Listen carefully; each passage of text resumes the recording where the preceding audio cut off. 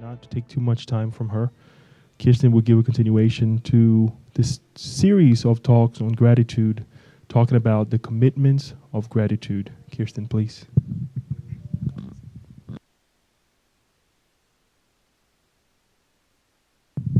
Good evening, everyone. Thank you for being here. We do appreciate it, but I want you to raise your right hand up. Each one of you, raise your right hand. Raise your right hand. Can each of you, some of us have arthritis, but can each of us go like this? Can you reach back like this? Everybody can? Nano, I'm watching you, brother. Go like this. Pat yourself in the back. Congratulate yourself. You have taken the first step towards your own happiness, not mine. I work on my own happiness. Congratulate yourself. Be happy that you set a time today, because today's a very nice Saturday. It's about, 60 degrees, which is very uncommon. 68 degrees outside. It's probably about 85 in here.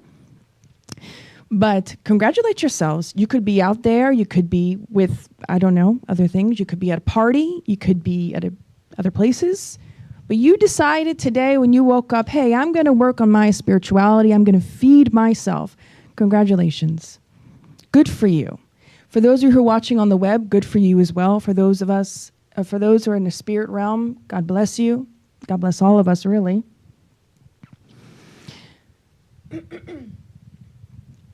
Before you endeavor to create a program, before anyone goes to, let's say, build a stadium, before whatever the name of the guy who makes a boat, before you make a business plan, you research, right?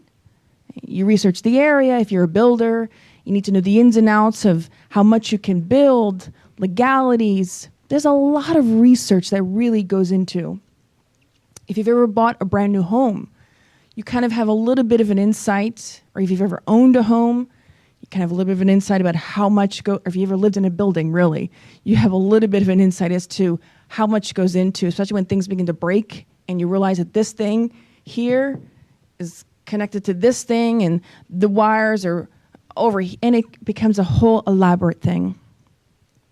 Why wouldn't, when referring to the soul or the immortal soul or spirits that we are, would it be any different for us? Why wouldn't it take just as much effort, time, dedication to dive into the ins and outs of what my psyche, what I am made up of, to work on my spirituality? Why would it be any different than for any of those other people that are looking to make builders to build a house? People that are making plans, business plans, it's no different for them. It wouldn't be any different for us that are working on our own spirituality. We sometimes think that it's easy, and perhaps in the beginning it is, but when you really get down to it, it requires a lot. So the proposal we have here at the Spirit Society of Baltimore, and probably in general in life, is that to dig into the ins and outs of what our psyche is compiled of. This is the proposal for these sets of talks that we have endeavored to complete with the loving help of Joanna DeAngelis. And just one of her many books that are now in English is The Psychology of Gratitude. Not just Joanna DeAngelis, but the codification of that was brought by Allan Kardec by the Noble Spirits, as well as many modern theologians and thinkers and philosophers and researchers and all that you can think of. People are trying to push progress along. We are trying to compile everything together in our week-to-week talks. Why? Well, you want to live in a house. You want to live in this building, right? You want to come to this building. Well, we expect that this building is built right? We have the expectations that there are standards and regulations that keep this, were created that allow this building to stand. Otherwise, it'd crumble when the wind blew. Likewise, we are structured in such a way that if we don't take care of ourselves, and I don't just mean on a physical level, because that's probably the easier aspect of ourselves to care for, why would it be any different? So if we don't expect the building to fall because somebody is taking care of it, then likewise, let us also learn to begin to take care of ourselves. This is our third talk in this series, the Joanna DeAngelis series, where we're focusing on gratitude. And again, we reiterate, some people might think that, wow, how much can you really talk about gratitude? Trust me, friend, we could spend a lifetime. The ins and outs. We've already discussed a little bit about the psychology. We've brought in our dear friend Carl Gustav Jung, his theories, and some of Freud's and a lot of other researchers we brought already talking about the understanding of the psyche. We will continue to do so moving forward, talking about different aspects. For those of you who are arriving, welcome, welcome. We are just diving into this idea of how much planning and preparation, time it really should take for us to work on ourselves. There are actually a couple of subjects we're actually going to touch on today, but we wanted to open up with this thought from Joanna DeAngelis, from this book.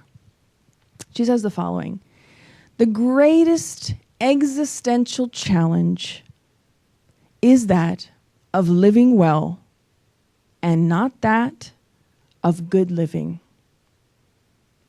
in which one is surrounded by possessions and anxious for new acquisitions amidst inner torments and afflictive suspicions. The greatest existential challenge is that of living well and not that of good living. There is a difference. It should be a mantra. I want to live well and not just have a good life. There is a difference. Quality over the quantity of things that we have. There are plenty of examples of celebrities, people that have amounted properties and material things, and many of them, not all, have said, this does not make me happy. I feel empty. That is not to say that people that have multiple properties and that have, by some standards, are considered to be rich, it does not mean that they are unhappy and miserable. Not at all. There are lots of people that are in that position that do wonderful things with their lives. They know how to balance their happiness appropriately. But there are some that are expecting material things and to make them happy. And it's not just quote unquote rich people, which by some standards I could be considered rich, depending on what your frame of reference is. The most important thing here is that this need to amount possessions and being anxious for these new acquisitions, basically it means when we live our lives constantly running after some picture of the American dream, to have this perfect house or have the car that I'm supposed to have in my mind, it's distracting. Just recently, a friend of ours that has some sort of, we don't want to say he's a celebrity, but he has successful. He shared with me recently that he had all this success and he's been so happy. Now we've been happy for him.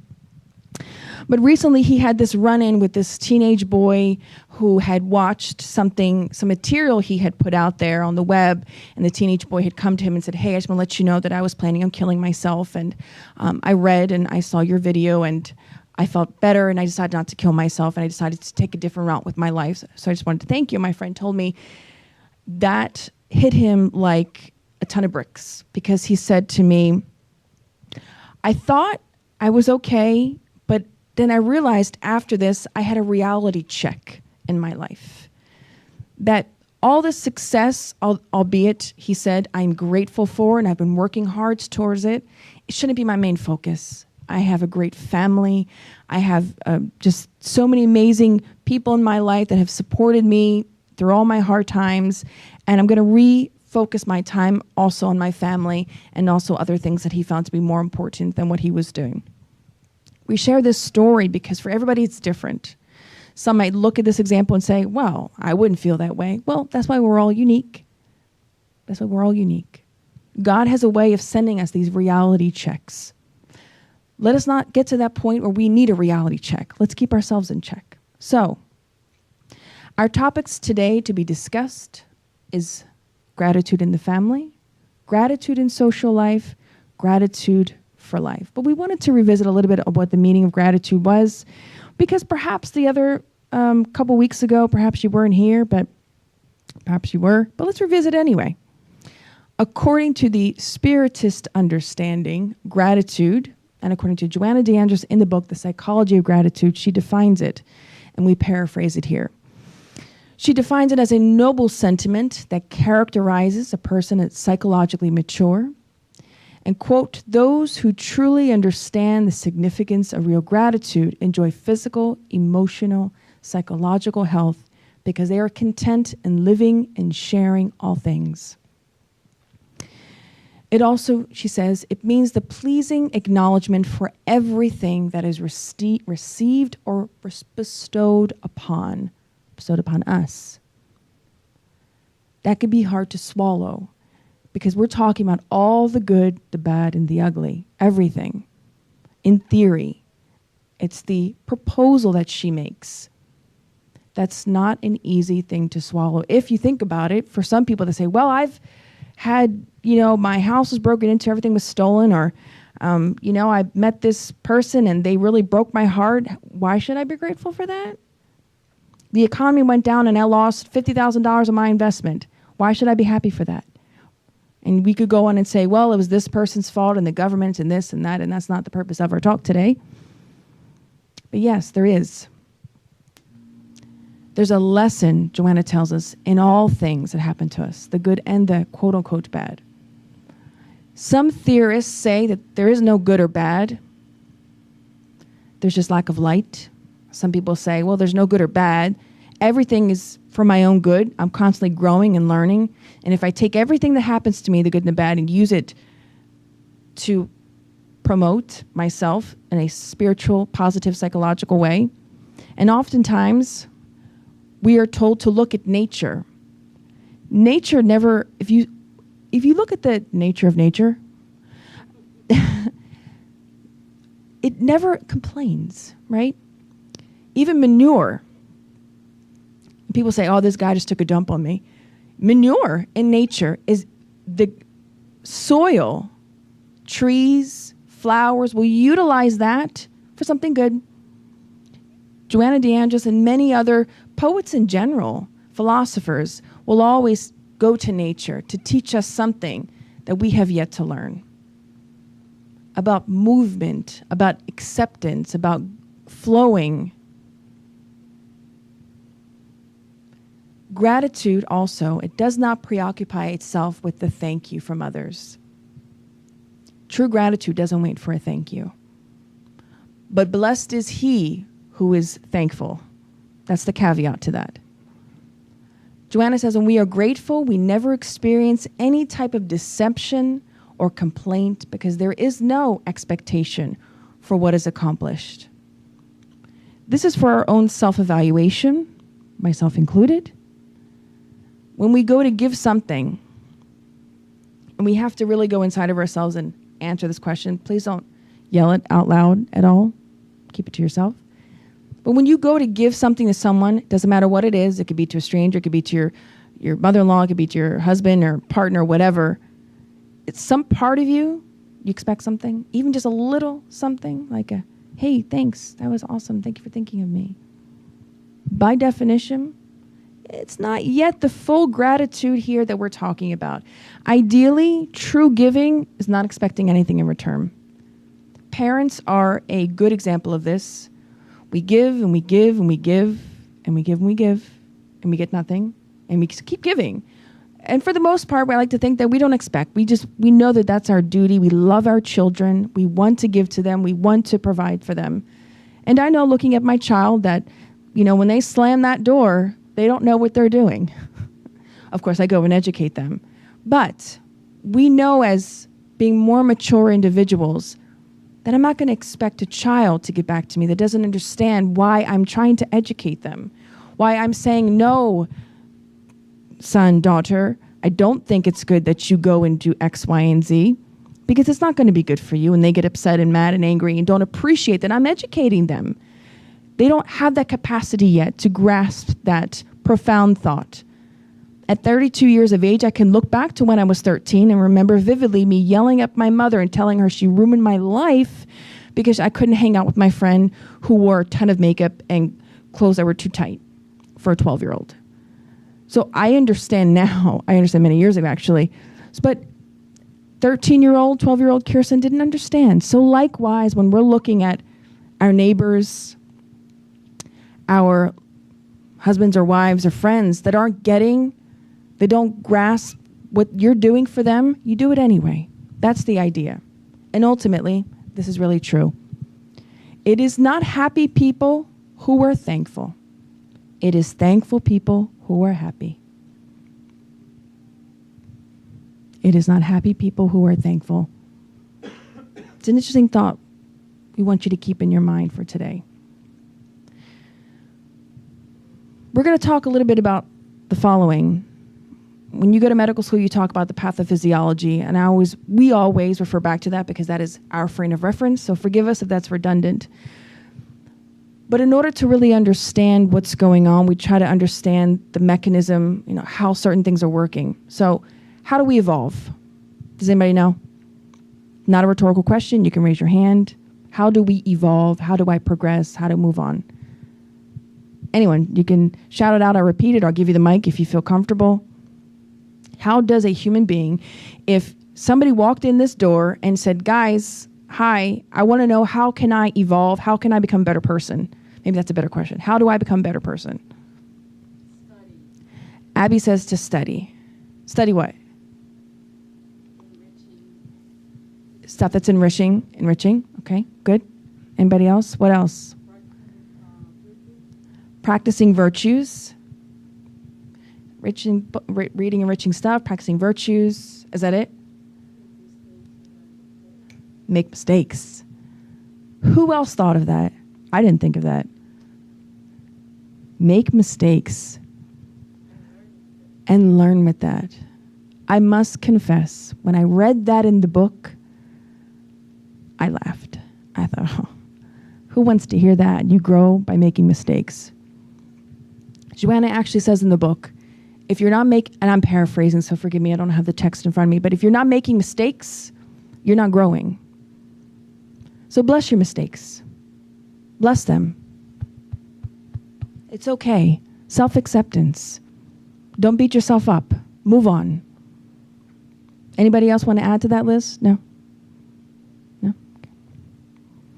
We mention this because in what area, what part of our lives do we make the most mistakes? Okay, you don't have to talk about your personal life because I nothing personal, just other people. How do other people learn the most? In what circumstances? Through their mistakes, yes. Where do we make our most mistakes? When we are young, okay. I won't mention who said it, but somebody said all the time. With one another. And I'm reaching for an answer here, but when are we most around people? At our work, yes. But what other time? Family. Ooh. It is the way in which God has created a system for us to expedite our growth. If we took a poll, probably at least 50%, it's probably a whole lot more, but I'm going to be nice or be hopeful, optimistic, and say that at least 50% of the families that we live in today, whether it's first marriage, second marriage, whatever because nowadays family is much more open, thank God, than what it was when I was growing up. Family is where we make most of our mistakes, but it's where we grow. It's where we learn. We look at our parents' mistakes, and hopefully we're looking at them and saying, we're respectful to them, but we're growing with that. It's where we make our most mistakes. That's why God had created it. In the beginning of chapter 3 of the book, Psychology of Gratitude, Joanna brings this excerpt from Matthew chapter 5, verses 44 through 45. It reads, "But I say to you, love your enemies and pray for those who persecute you, so that you may be sons of your Father who is in heaven. For he causes his sun to rise on the evil and the good, and sends rain on the righteous and the unrighteous." Before Christ, traditionally, at least in certain traditions, certain religious arenas, the idea was pay an eye for an eye. When Christ brought this idea, this is revolutionary. Forgive my enemies. That was even against what their own core beliefs were. So if anyone understands anything about psychology and core beliefs that stay with you for many incarnations, to disturb somebody's core belief is to really try to shatter them, and we reject that. But she brings this idea because in Spiritism we learn that when we are reincarnating into families, and most of us already know this, but we are reincarnating with the people we need to make amends with, people that we need to fix things with, people that we need to just come together again and do a do-over. A lot of us, perhaps when we're older, we might look back and say, I wish I could get a do-over. I wish I would have done that different. Well, you can reincarnate again and do it again, but hopefully we don't get to that point. Hopefully we're working on it in this life. And if you can recognize something we've done, not in the best way, but we can find a way to make amends with that. Of course, we won't get too much into the idea of when evil is done and evildoers being taken from society and the re-education that needs to be done with them. But ultimately, reincarnation is one main way for us to fix these issues of the past. And if we are really honest with ourselves, loving our enemies when my enemy could be just a door down from me in my house, it's not easy, but it's possible. And Spiritism is here to bring this proposal. Not just Spiritism. Many people are bringing these new proposals. I mean, it wasn't too long ago that we saw this mother whose son was murdered, and she went to the courthouse to tell her son's murderer that she forgave him, and then when he was ready to be released, she would accept him into her own home. And it was probably maybe 10, 15 years later, she did just that. There were cameras ready to see if she really was going to do it.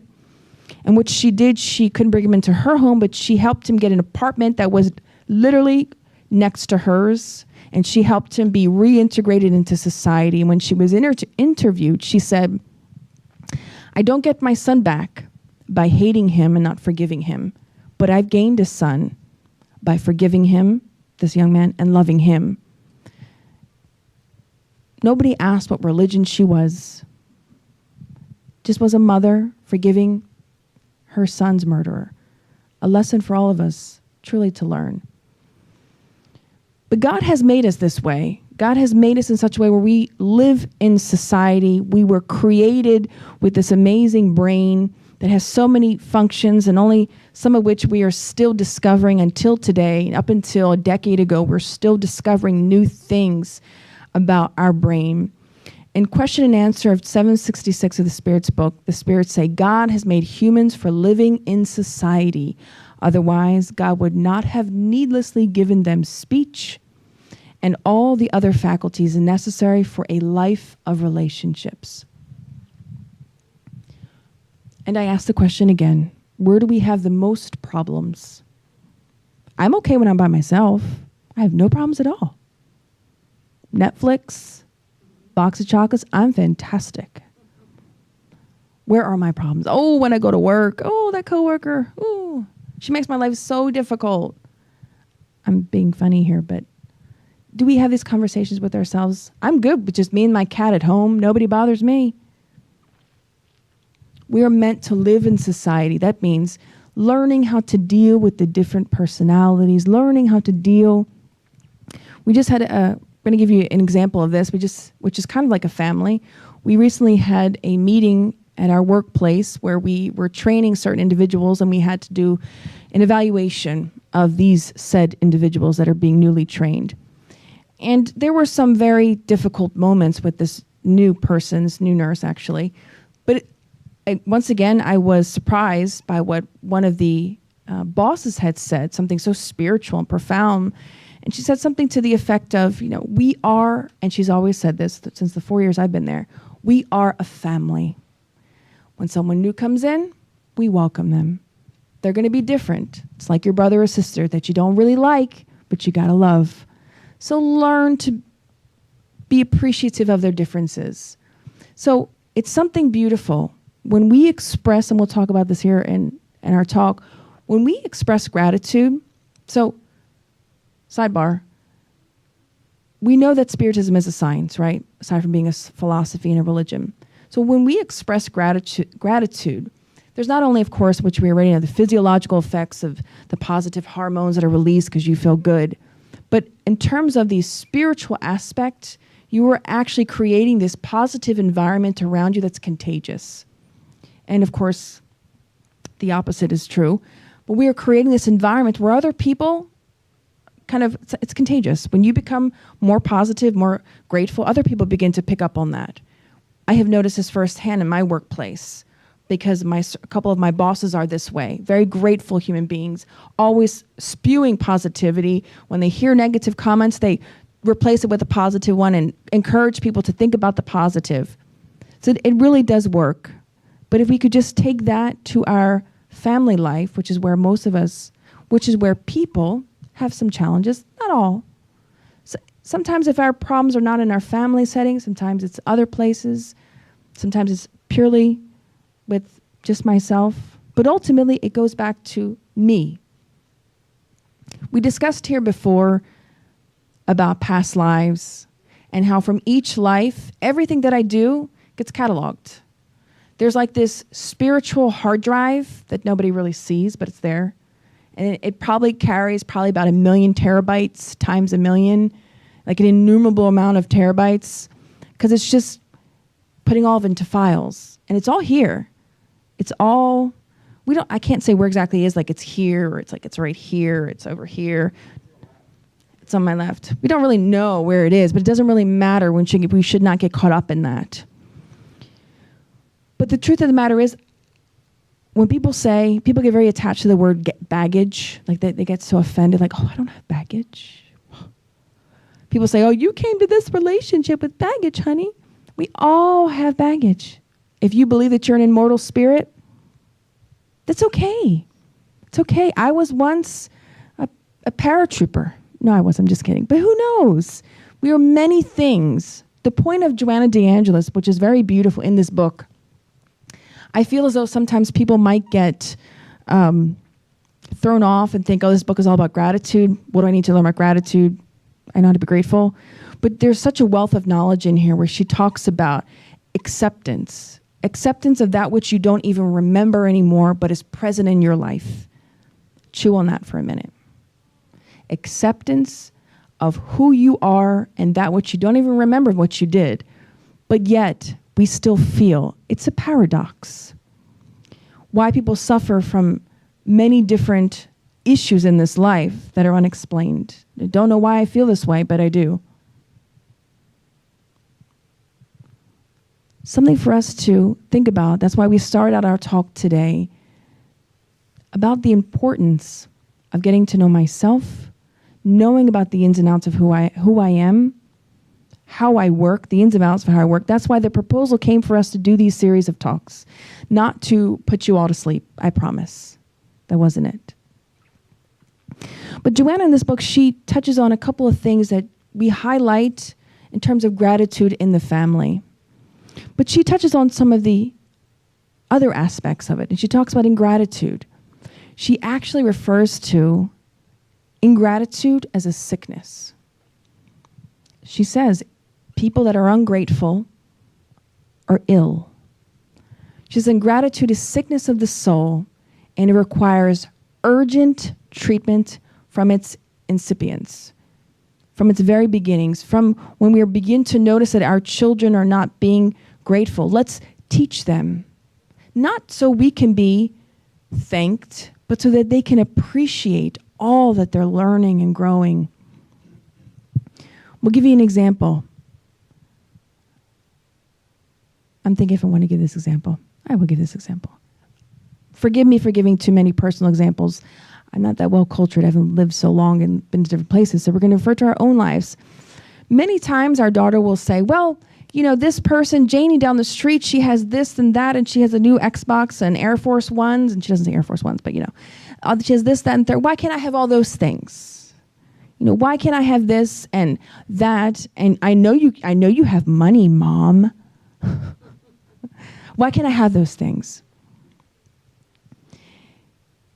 Looking at our child, we remember that she's an immortal spirit, that this is not her only life that she's lived, that she's lived many, countless others that I do not recall, she does not recall, and she will go on to live many other lives. She will be somebody else's daughter, mother, sister, and even in this life, she's going to be the wife, partner to someone, mother to maybe just a cat, I don't know.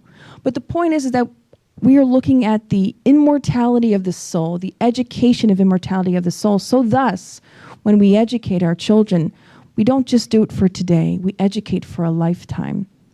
In the same way, we should view ourselves. So when we educate her, we say, we want you to learn to be grateful for the small things that you have and not place so much importance on the physical, material things, which sometimes is important and is nice to give as well.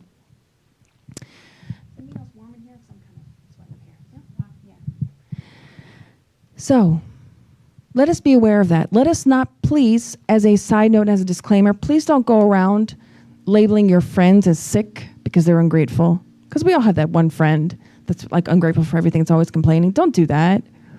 But it's the truth. So, but help him or her to be more grateful.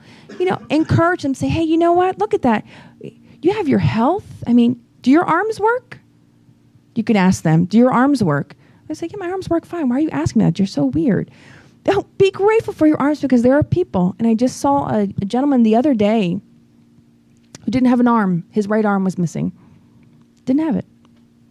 And I heard him making comments because, of course, people naturally say, oh, man, what happened to your arm? It's the first question. And I didn't really want to be eavesdropping, but sometimes it happens. And I heard him say, you never know how much you need something until you don't have it anymore. And I heard him saying things to the effect of, I remember back when I had my arm and I never thought about not having it until the day that I didn't have it anymore. And I had to relearn my life. And he said that changed my whole perspective on everything after I lost my arm. Of course, his life changed, but he's like, something inside of me changed. It was like a rebirth. Really, it was a rebirth. Something for us to think about. We did this special little animation because this is really important. No one is born grateful. This is Joanna's words, not mine. No one is born grateful. Neither does one obtain gratitude in a leap. If I am an ungrateful person, I will not suddenly become grateful overnight. It's just not going to happen. It's not the way things work. It's just not. Nobody changes so fast overnight. It takes time. It takes time. One learns gratitude through its practice, which must be initiated within the family, the society, in miniature. This is another proposal that Joanna gives. Let us teach our children how to be grateful. Just today, we were doing our God at Home or Gospel at Home, and we decided to implement a new practice. Let's talk about what we're grateful for.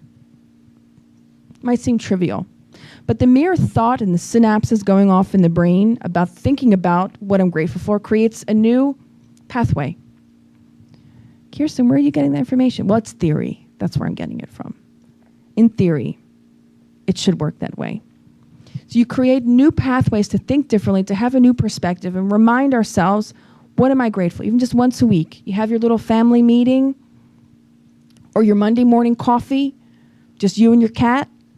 I don't know why I'm putting cats like in the picture, or your iguana, or your friend, or your partner, or your mirror, and you start to say what you're grateful for. People keep journals about this as well. But let us implement it in our family, because the family is the cell of society. If society is failing, it's because the family unit is also failing. When we see families in Baltimore City that are in poverty and have high issues of drugs, if we look in the family units, we see that they're destructured. There are problems within the family. Being a healthcare worker in Baltimore City, Baltimore County, we see this firsthand. The amount of moral support that is needed, because social, what is the word? No, social, I can't think of the word. No, but it's okay. When we see bad things happen in society, that is a byproduct of lack of moral support. And when I say moral support, I don't mean going to my friend Louie and say, hey, I support you. I'm talking about in the family setting. Something so simple. We'll give you an example. When you go to work, and let's say your work happens to have a refrigerator, do you ever take note of how people care for that refrigerator in your workplace? Some people leave it open. Some people just put whatever's in there, leave it there for weeks, and the whole refrigerator stinks. Or people leave things in the sink at work, and you think, well, how do they live at home? You just put things in the sink, you don't wash it? Simple things. Out of consideration for other people.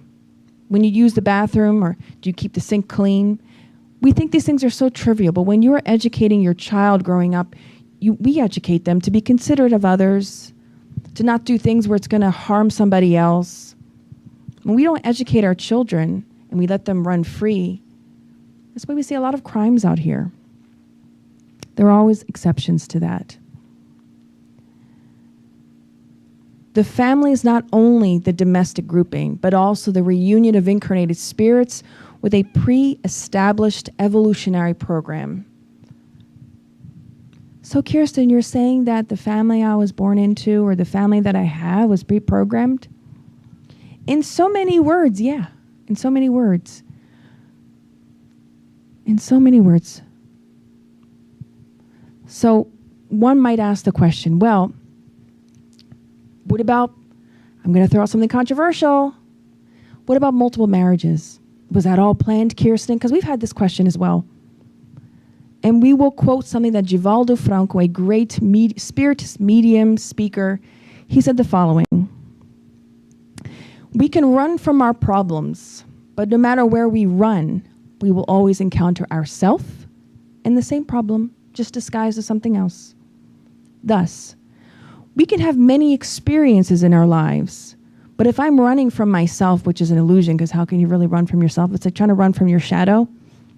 It's impossible. Well, we run from our shadows. We find ourselves in other situations, and sometimes we like to think that we have multiple incarnations in one incarnation. We're just expediting the process of our own evolution. We're learning, we're growing. Something in Spiritism we find to be so beautiful is self-acceptance. Not judging ourselves and not judging anybody else. It's something we brought last week that Joanna talks about in chapter 2 of this book, which we perhaps don't think about how much I judge myself. In the silence of my mind, how much do we judge ourselves? And I'm not just talking about when you step on the scale and you say, oh my gosh, or you know, things of that funny nature, but things deep-rooted within us. We need to forgive ourselves, love ourselves, which is not an easy task, because of so many lifetimes we've lived not loving ourselves, or hearing that we're not the best person, or perhaps you weren't loved enough as a child, whatever it is. But today's a new day. Because within the family setting, if things aren't healthy, those individuals are going to go out into society and bring the same issues that they have. That's why it's good. And we say, I educate my children for society and not just for myself. I educate them for the world. Because they go out into society. But when we talk about social gratitude, we think, well, Kirsten, what does that mean, social gratitude? Is it to just be grateful for society? Well, kind of. Joanna says the feeling of gratitude for past generations must be affected as society reaches its current level of culture, civilization, and technology, providing an opportunity of understanding the triumphs of becoming an individual. In essence, what does that mean? When I was born in 1983, yeah, it was a long time ago. When I was born in 1983, there were some advances. 32 years later, we have made so many advances in medicine and technology, cancer treatments. We have made a lot of advancements, and we still have a long way to go, but we should be so grateful that in this day and age, we have so many treatments, and even now, more so than 32 years ago, alternative therapies are being accepted. Here in the state of Maryland, at the University of Maryland, there's a complementary and alternative medicine division. A whole, I guess we call it a division. So it's becoming accepted. It's becoming known. Dare I say, it might even be mainstream at some point, but people know about this. They want to know what are the alternative treatments for things. So let's be grateful for that in the society, because I didn't do it. Being grateful for those researchers that put all those things together. Grateful for Mark Zuckerberg. Is it Mark Zuckerberg? Yeah. For all his wonderful talents. For great minds at Google, making our lives so easy that now we just say, Google it. You don't know something, Google it. In my day, we had to pull this really big encyclopedia. And when you put it down, you heard a big thump. And everybody throughout the house knew you just picked up an encyclopedia because it reverberated throughout the entire house. And if you were one of the lucky kids on the block who got to have an encyclopedia, because not everybody did. Many kids used to come to our house to use the encyclopedia. This is pre-computer years, okay? Don't give me that look, Johan. It was pre-computer years. So, actually, it wasn't so pre-computer years, but it wasn't so prominent to have a home computer unless you were really, were Bill Gates. So, we should be grateful that we are reincarnating in this age, and not as a woman. As women, we should be very grateful we are reincarnating in this age and not 100 years ago. Because more than likely, you wouldn't hold the position you have today. You wouldn't be allowed to have an opinion or any thought for that matter. And hopefully you cooked well, because if you didn't, you probably wouldn't get a husband. It's the truth, right? So let us... And some people say, well, Kirsten, things should be this way. It shouldn't be the way. Yes, we know that, of course. But from a spiritist perspective, in terms of evolution, we don't know my next life where hopefully I'm going to go to an even more evolved place, but who knows? So let's be grateful that we were born in this era and not in eras past. But what's interesting is that Joanna once again brings us back to what is imperative. She talks about the emotional body. What does that mean? Okay, I have a physical body. If I slam this down, on this wooden table, it's going to hurt, right? It's one type of body that I have. And notwithstanding wanting to go into the other spiritual bodies I have, she talks about the emotional body. I have a question. We have a question. Why do you think she gives this name, this term, to this thing that exists? The emotional body. Why do we think she did that? She could have just said the emotions. I mean, it's a whole conglomerate, this whole thing together. Why do you think she called it the emotional body and not something else? I'll help you out here. Oh, go ahead, Daniel. Maybe because there's many emotions. When we name something, when we give it a name, we're able to identify it and do something with it. It's kind of like the 12-step program, acknowledging that I have a problem. It's somewhere along that lines of being able to name it. She says the emotional body of the individual deserves special attention. It's found infirm because the shadow leads it to deny everything that could possibly change its habits for the better by maintaining a state of guilt, either consciously or not. For those of you who weren't here before, we'll remind you of the different archetypes that Carl Gustav Jung named, one of which was called the shadows, because he had several. There are probably hundreds of different types of archetypes, but the ones we are working with specifically were the persona, the ego, the shadow, the anima and animus, and the self. The shadow is part of the unconscious mind. She refers to the shadow as not all that which is negative that we don't know, but all that which is good within us that we don't know is in us. So a lot of times, most of the time, we are driven by the shadow part of ourselves. How many of us have seen that picture online of the iceberg and the ocean? You see the tip of the iceberg, but what lays beneath the ocean is this huge, big iceberg. Has everybody seen that? Everybody has seen that.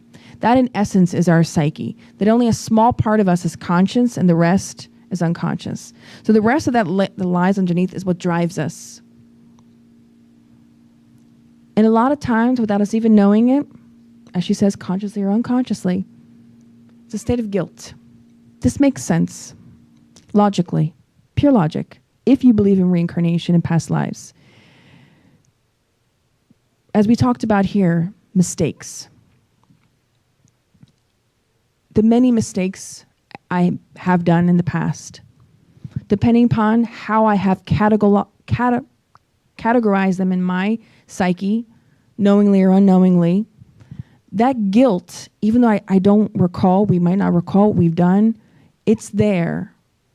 And we feel it. Sometimes we blame something else for it, when in fact it's something much more profound within us. That's why in chapter 2 of this book, she begins to remind us all the time throughout this entire book, self-acceptance, self-forgiveness, self-love, and stop with the self-judgment. It's not doing us any good. But we carry this guilt. That's why it's so good to do self-evaluations, whether through meditation, to do visualizations, because sometimes that feeling is so deep-seated that we need to do a lot of self-love to really get to that root. You don't have to go to someone to do a past life regression. You don't have to do that to forgive yourself. You don't have to. We know that today's day and age that volunteering is good for the psyche, good for the brain, good for the body, good for the emotions. We know that there are things we can do to make us feel better. Some people take a different route and wind up creating vices. But we're talking about doing positive things to help us get out of this guilt. Because we can't completely just ignore anything that had happened or be hypnotized and be forget it, because we already have forgetfulness of the past. But Joanna says that even though we conscientiously forget, it's sort of like, and this is us paraphrasing it, sometimes it'll kind of bubble up to the surface and come out. We just feel it within us. She also says the following: preservation of the self through inner silence, which induces deliberation and meditation, healthy dialogues. She says this as a way to help us to overcome states of guilt or any state in general, to find time for ourselves. Inner silence can mean meditation. It doesn't matter what name that you give it. It just matters that you spend time with yourself. Having healthy dialogues with who? With who? Yourself? Also with others. But first with myself. We don't realize how many unhealthy dialogues we have with ourselves. Who here talks to themselves? Sometimes not just like out loud, but in their mind. Do you guys sometimes just have the conversations in your head? Can you raise your hand? Who talks to themselves? Who talks to themselves out loud? Yeah. Okay, almost everybody. Let's just say that. If you can, begin to pay attention to the dialogues you have with yourself. How many times you say to yourself things like, "Oh God, you're so dumb. Why did you do that? Why did you eat that extra piece of cake, Kirsten? You know you're going to pay for tomorrow morning. You sit on that scale." Or, "I should have been more patient with my mother. I should have done that. Why didn't I do that?" But then next week when you call your mother again, you do the same thing. Habits. We're creatures of habit. Forgive yourself. Next week, try again. Really, it's that simple. But we tend to hold on to this guilt. Joanna says something to the effect of, our shadow absorbs up this guilt. And sort of when we want to get out of it, it almost doesn't want us to. It's a paradox, she says, because it's us fighting with ourselves. When we try to better ourselves, yes, there are people around us saying, oh, you don't need to lose weight. Oh, you don't need to change. You're wonderful. There are things inside of us. There is a person inside of me and in you that's saying, oh, you don't need to change. You don't need to do that. You can stay here with us, with the cool kids. Creates this conflict. That's why, and it's quite normal, but that's why we all have complexes. All of us. Don't be afraid. Embrace your complexes. Embrace yourself. We all do. Some more, some less, some worse, some not. We all do. It's normal in our evolutionary process. Guess what? Guess what else is normal? To experience anxiety, fear, doubt, frustration is normal in our evolutionary process. It's normal that we're going to experience that. I'm not saying that the state is normal itself, but to experience it is normal. It means that I know what lies ahead and I'm scared. In the animal kingdom, that served a great purpose, because when you were a lioness or when you were a gazelle, you knew fight or flight. But now, that fight or flight, it's still has its purpose in my life, but not as much. And now when I'm trying to be a better person, that inner gazelle's not serving me anymore, and I can't get rid of her. She's there. I mean, she's there. She's in all of us in some form or some form. But we need to transcend, make her into something else. Can't get rid of it. Positive behavioral changes equals positive environmental changes on the planet and creates unity. Earlier we talked about when you have an air of gratitude that it affects your environment, it affects the people around you. Did you know you are affecting the planet? Yes, you are. Yes, you are. Every time you do something good, you are contributing to the benefit of this whole planet. Likewise, every time you take your trash out when you're supposed to and put it in the dumpster like you're supposed to, rather being one of those neighbors, I hope I'm not going to offend anybody by saying this, because if you are, that's totally okay. But not being one of those neighbors that has all that stuff on their front lawn and never cleans it, and it's an eyesore for the rest of us on the block. You know, let's be considerate. So when we are being considerate, we're being grateful, we're doing positive things, it's affecting everybody around us, even when people don't even know it. We are grateful for the Mother Teresa's of the world, the Martin Luther Kings of the world, because they have helped higher the vibration of this planet. And all the nameless people that nobody will ever know, they'll never be on the cover of any magazine or on TV screen, that go unnoticed in life but do great good. I'm thankful for them. We should all be thankful for them for contributing to that. Something for us to think about when we talk about living in societal life. Creating such healthy habits are important to overcome negative circumstances brought forth by the shadows, says Joanna. In order for us to overcome these states of uneasiness, we need to create new habits, create a new environment around myself.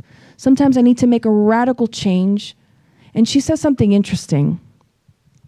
When you begin to do these positive changes, deliberation, meditation, she says, and we're going to say it in our own way, but she says, friend, you're not going to evolve too much. You're not. You might say, well, then what's the point of me doing it then? There's a caveat to that. My circumstances around me, Joanna says, will begin to change. My environment will begin to change, which will affect other people's environments, which will have a ripple effect on several people's environments in which we are living. Through that will be a vehicle for our change over time. Baby steps. There's a movie in the 1980s with Bill Murray, and we forget the name of it, but he always used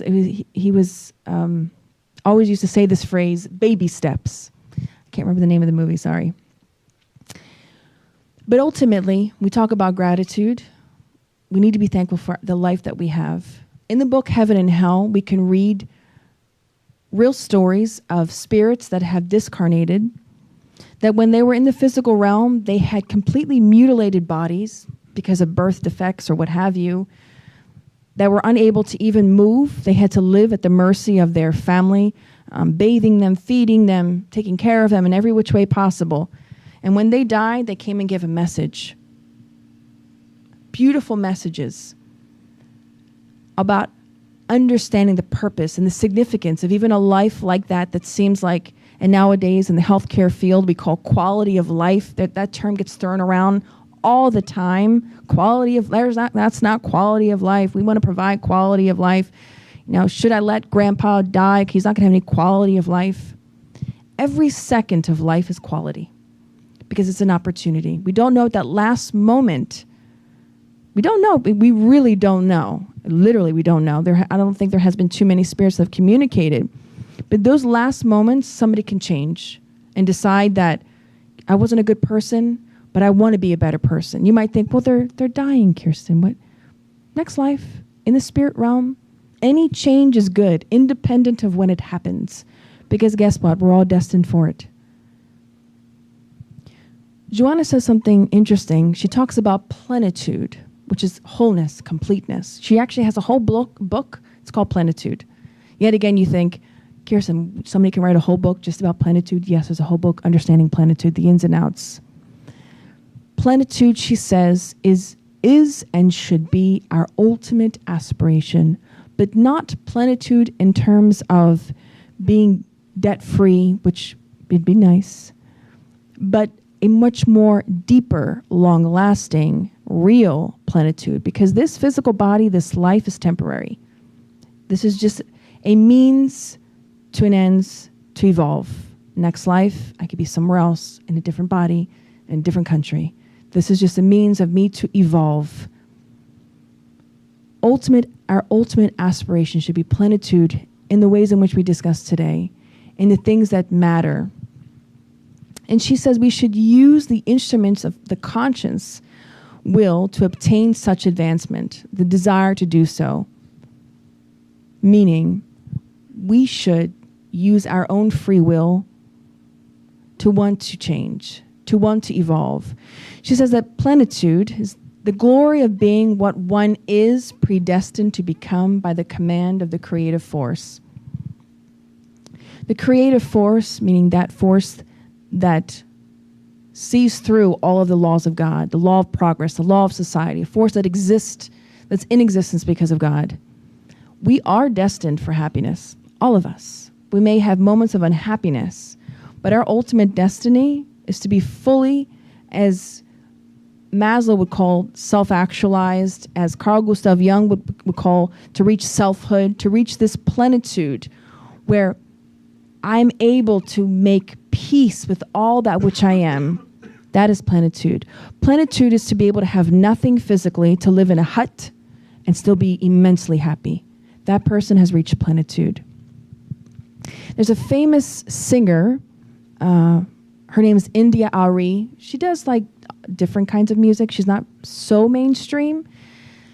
African-American singer, but she does soulful music. And about 5 or so years ago, she traveled to Brazil, to Bahia, because of their known African rich culture and the slaves and that which, et cetera, et cetera. For those of you that are familiar with that, they actually, in Bahia, probably in other places, I don't know, in Brazil, but in Bahia, they have some of the old slave quarters, and there's a lot of rich history there. So she went to see all this, and she documented everything in this short documentary. So what was really interesting is when she was being interviewed about her experience in Brazil, she said, I saw some of the poorest people I've seen in my life. And she said, I went to meet this blind man that lived by playing the guitar, and people would give him coins. That's how he would, and he lived by donation. People would bring him food and things like that. He had nothing. And this blind man turned to her and said, of course, there's a translator, but he asked her, he said, tell me about America. What is it like? I've always wanted to see America. And she said to the gentleman, ma'am, there's so much injustice for us African descendant people, and this and that, and you wouldn't believe it, and this and that. And she goes on and she says, and I'm complaining. And she's halfway through my complaining. I'm complaining to a guy who has nothing, who's blind, and lives at the mercy of others around him. And then she said the whole time he's just smiling. He can't see, but he's smiling, listening, smiling. And then she became so embarrassed of what she was saying that she stopped. And the interpreter looked at her and she said, out of not wanting to change the subject, she said, well, tell me about your life in Brazil. I mean, how was your life? He said, oh, it's wonderful. My life is amazing. And she said, he said this with the most sincerest smile on his face that it shivered in my soul. That he said this and he meant it. And he said, there are wonderful people around me giving me food. They don't have to give me food. They bring me food. He said, I have wonderful people that touch my hand, hug me. He said, my life is wonderful. Thank you for asking me. And she said, I felt so small. He taught me a lesson about plenitude. She's a very successful artist, very successful, has a beautiful mansion somewhere, cars, she went on to say, and bank account is full, and she's able to give her mother things she never dreamed of. And here was this guy, has no sight, no house, and he was more happier than she was. She said that time in Brazil changed her life. Changed her life. Her perspectives on life and what we call plenitude has changed.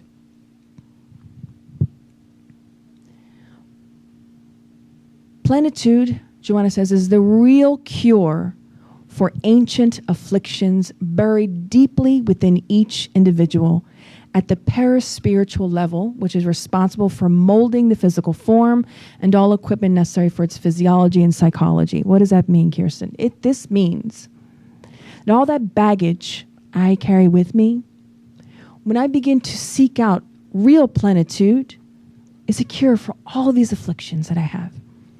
All of those issues that's going on within me, that plagues me for many incarnations, more than likely.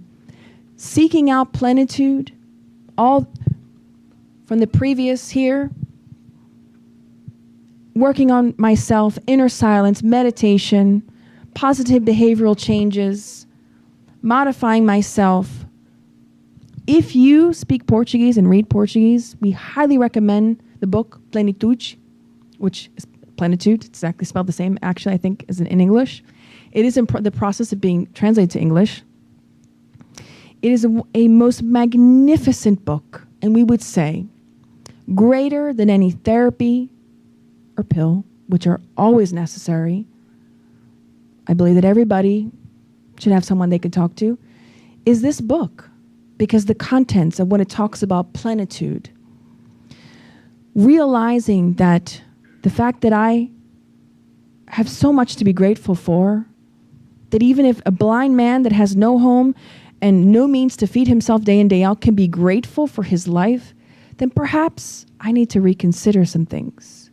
As this artist did, she had to reconsider her perspectives on life. And perhaps it warrants us to reflect a little bit more as well.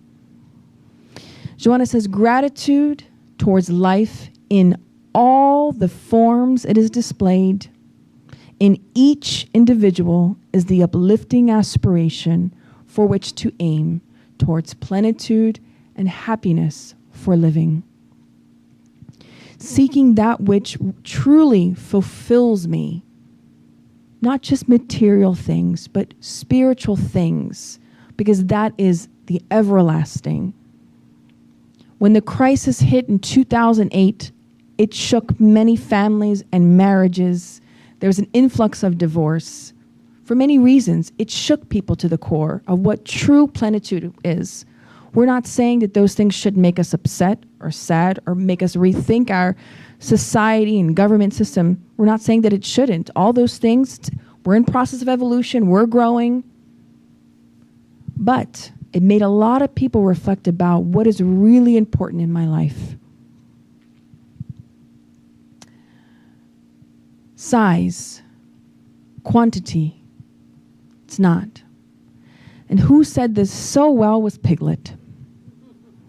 Those of you who know this series of the Winnie the Pooh, Piglet was best friends with Pooh Bear. And they're, even if you're an adult, I really recommend you go and watch some of these on YouTube. They're so lighthearted.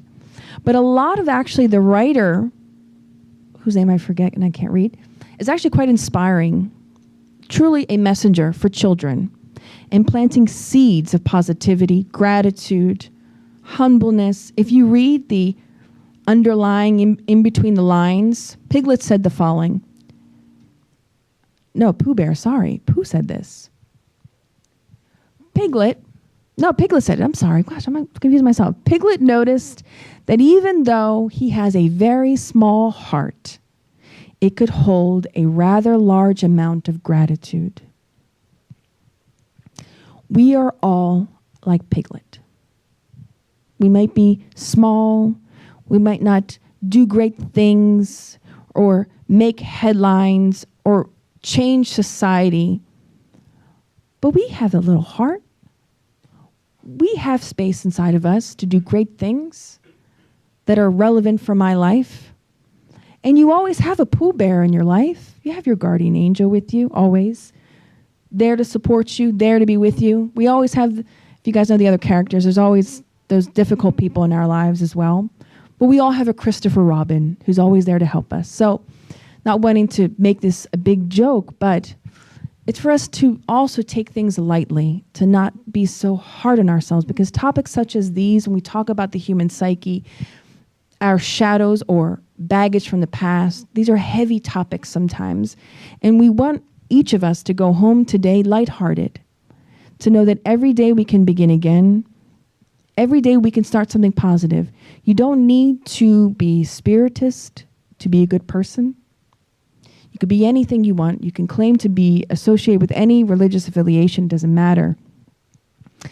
Anyone can learn to be more grateful for all the bad and the good and allow it to teach us something.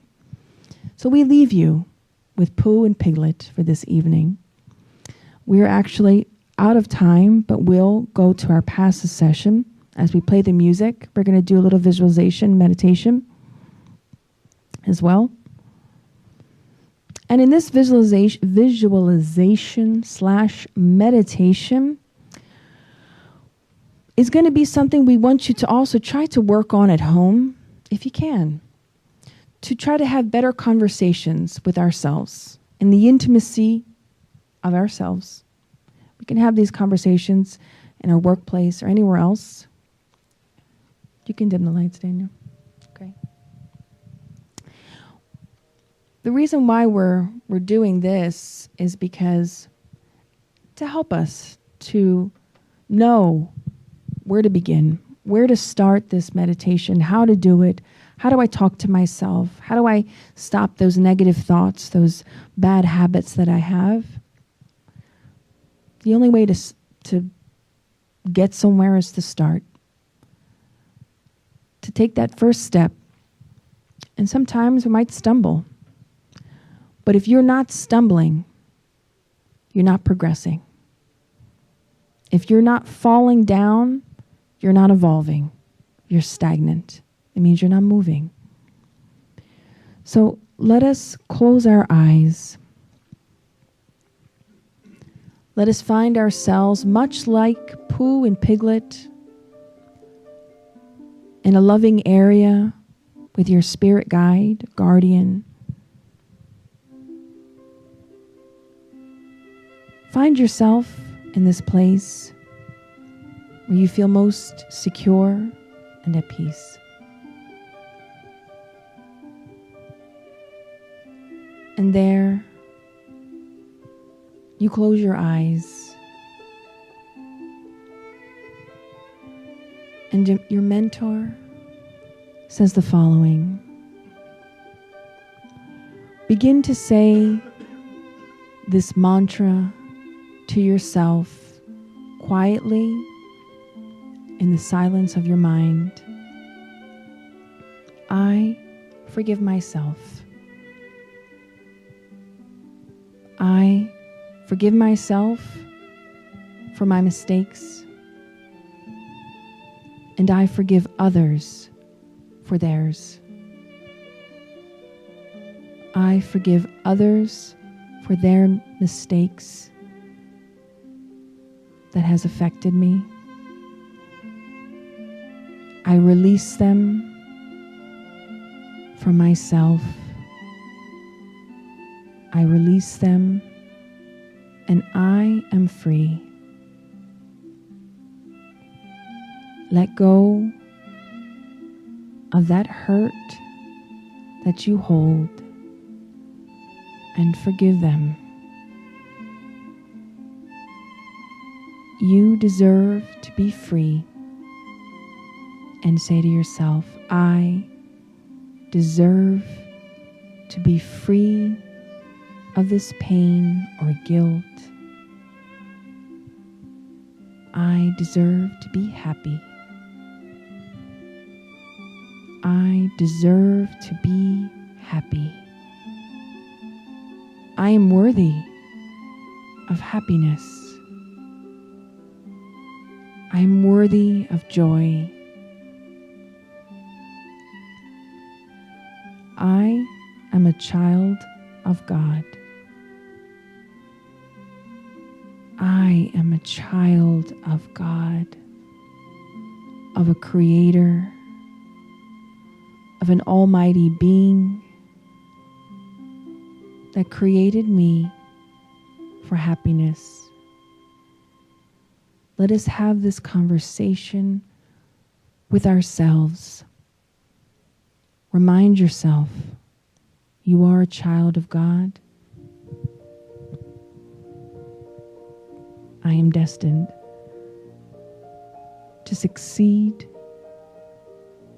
within myself, to overcome my own shadows.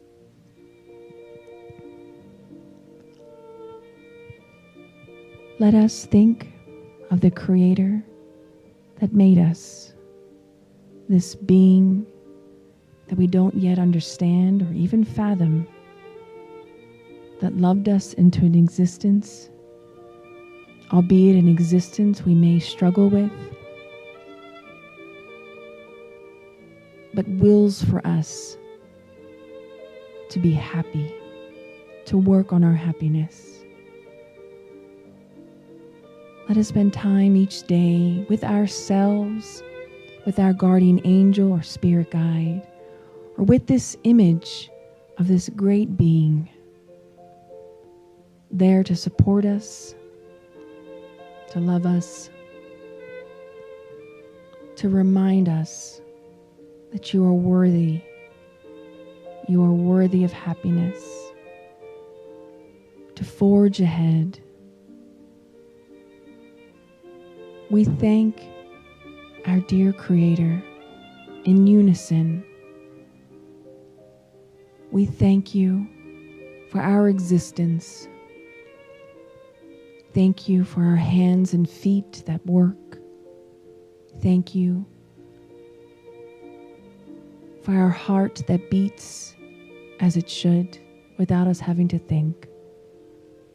We thank you to be able to breathe without any assistance. We thank you, God, to be able to walk without struggling, without having to use a wheelchair. Thank you, God, that when I was born into this life, in this existence, that I was given this blessing to begin again, to love better, to love deeper, myself and others around me.